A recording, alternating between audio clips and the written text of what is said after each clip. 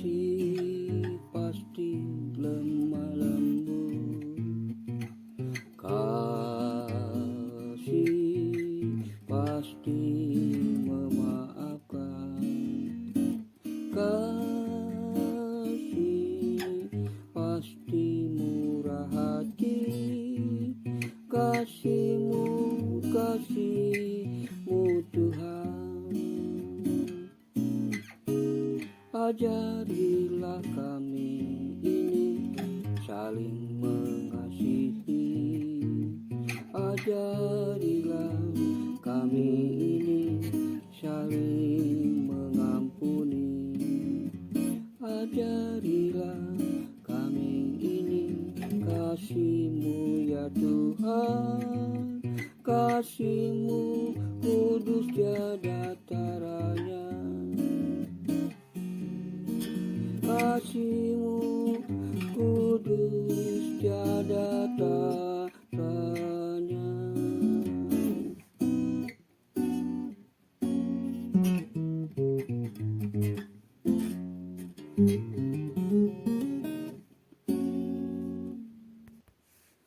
Pembacaan firman Tuhan dari surat Rasul Paulus dalam surat Filemon. Salam dari Paulus, seorang hukuman karena Kristus Yesus, dan dari Timotius, saudara kita, kepada Filemon yang kekasih, teman sekerja kami, dan kepada Apfia, saudara perempuan kita, dan kepada Arkhipus, teman seperjuangan kita, dan kepada jemaat di rumahmu. Kasih karunia dan damai sejahtera dari Allah Bapa kita dan dari Tuhan Yesus Kristus menyertai kamu.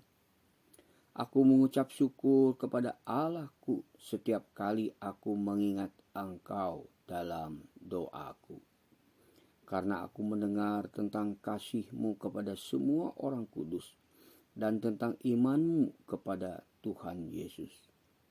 Dan aku berdoa agar persekutuan-Mu di dalam iman turut mengerjakan pengetahuan akan yang baik di antara kita untuk Kristus. Dari kasih-Mu sudah kuperoleh kegembiraan besar dan kekuatan, sebab hati orang-orang kudus telah Kau hiburkan, saudaraku. Karena itu, sekalipun di dalam Kristus aku mempunyai kebebasan penuh untuk memerintahkan kepadamu apa yang harus engkau lakukan. Tetapi mengingat kasih-Mu itu, lebih baik aku memintanya daripadamu. Aku Paulus yang sudah menjadi tua, lagi pula sekarang dipenjarakan karena Kristus Yesus, mengajukan permintaan kepadamu mengenai anakku yang kudapat selagi aku dalam penjara, yakni Onesimus. Dahulu memang dia tidak berguna bagimu, tetapi sekarang sangat berguna baik bagimu maupun bagiku. Dia kusuruh kembali kepadamu. Dia, yaitu buah hatiku. Sebenarnya aku mau menahan dia di sini sebagai gantimu untuk melayani aku selama aku dipenjarakan karena Injil. Tetapi tanpa persetujuanmu, aku tidak mau berbuat sesuatu, supaya yang baik itu jangan engkau lakukan seolah-olah dengan paksa, melainkan dengan sukarela. Sebab mungkin karena itulah dia dipisahkan sejenak daripadamu, supaya engkau dapat menerimanya untuk selama-lamanya.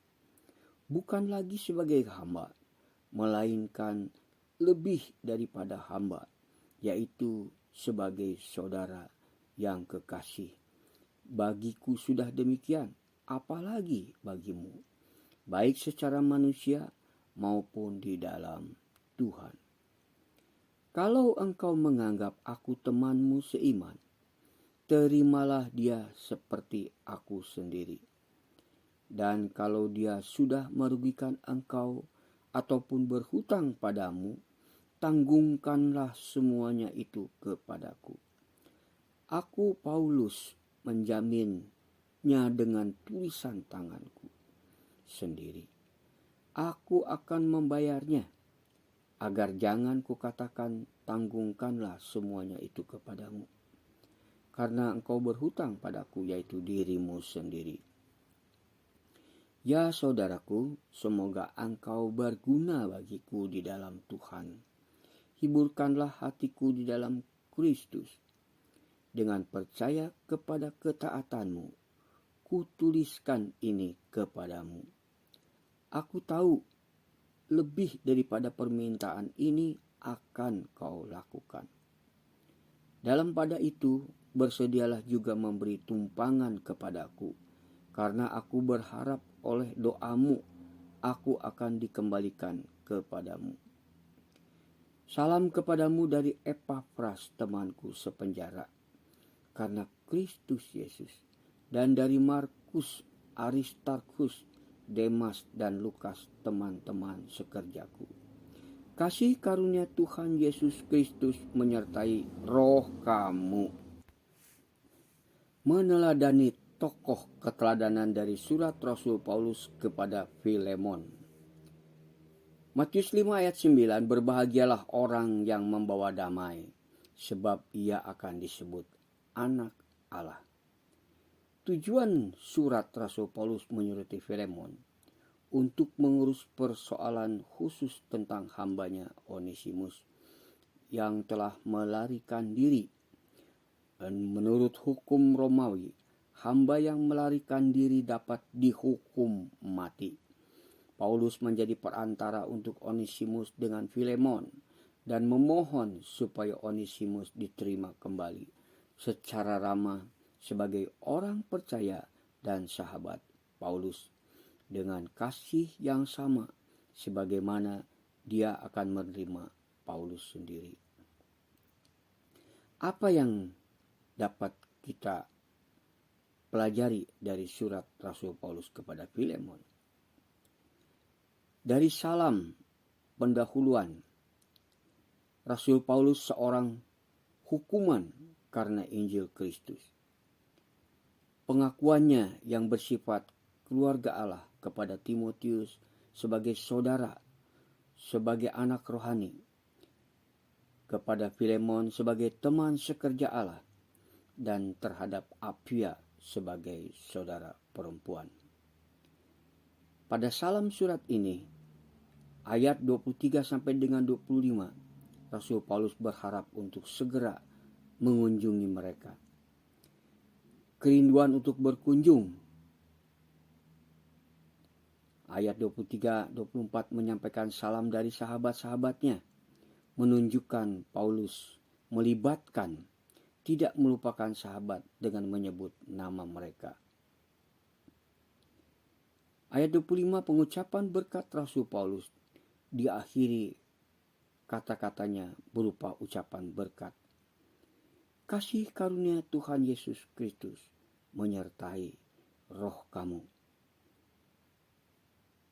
Yang kedua, kita bisa melihat dalam ucapan syukur Rasul Paulus. Di dalam pokok doa ayat 4 sampai dengan 6, sebagai pokok doa syukur, dilatar belakangi pengingatan Rasul Paulus tentang kasih Filemon kepada semua orang kudus, kepada semua orang percaya, dan iman Filemon kepada Tuhan Yesus Kristus Juru Selamat.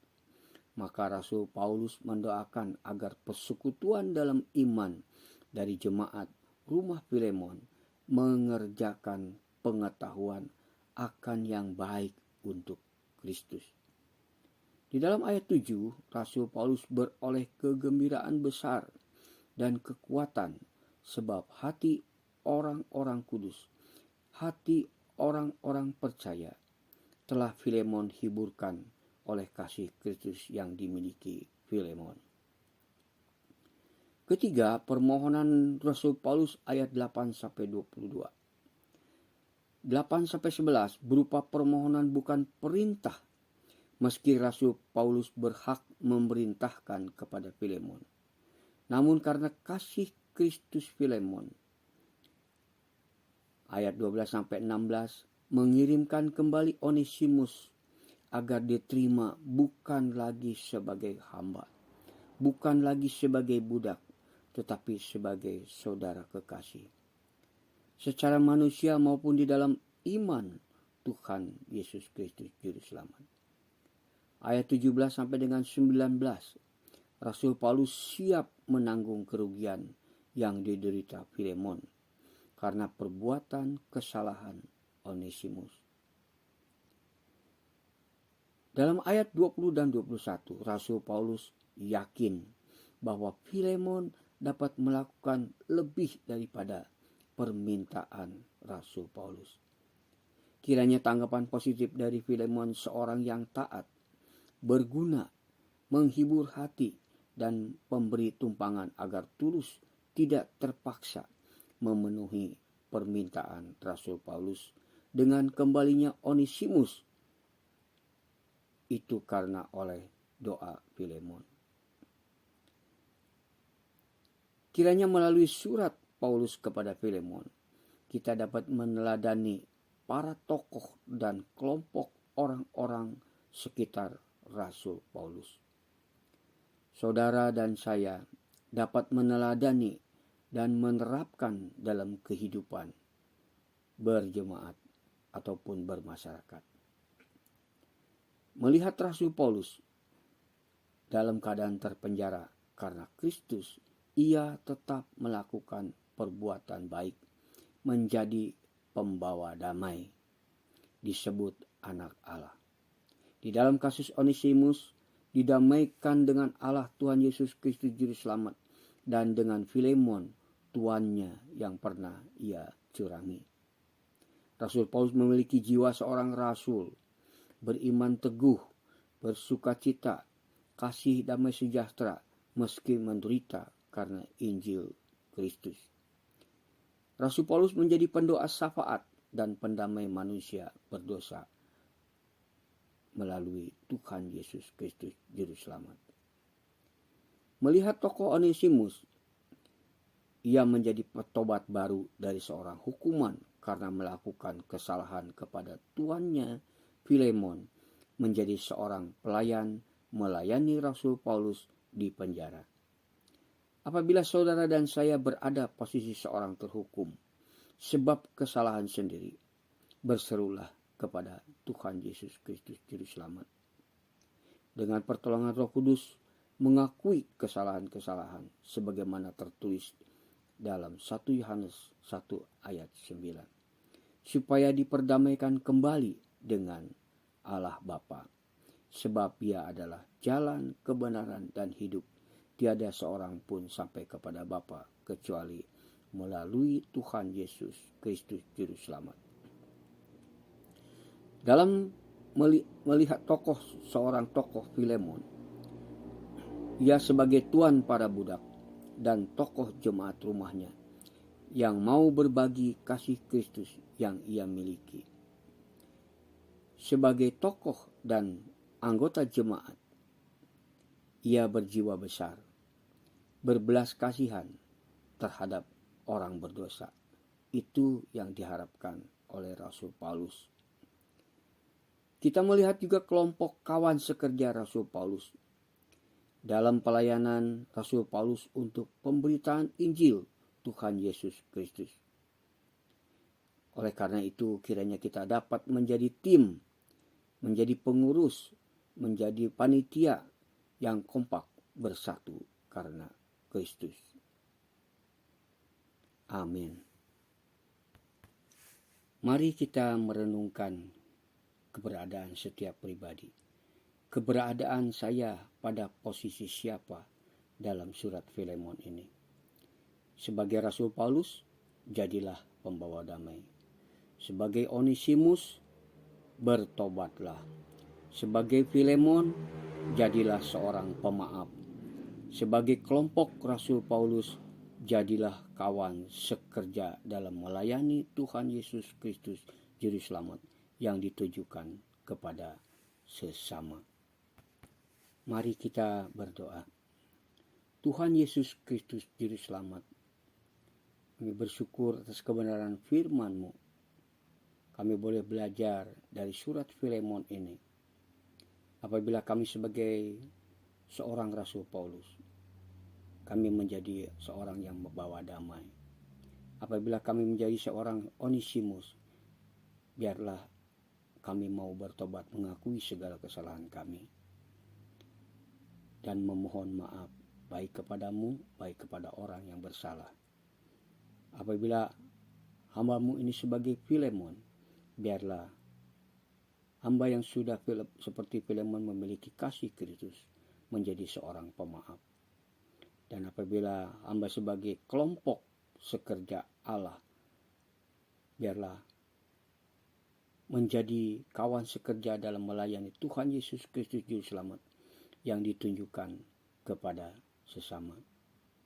Hamba berdoa pada kesempatan ini juga, berdoa untuk negara bangsa kami, Indonesia, di dalam situasi pergumulan negara ini, menyerahkan ke dalam tangan kuasa-Mu, karena Engkau adalah Allah penolong kami.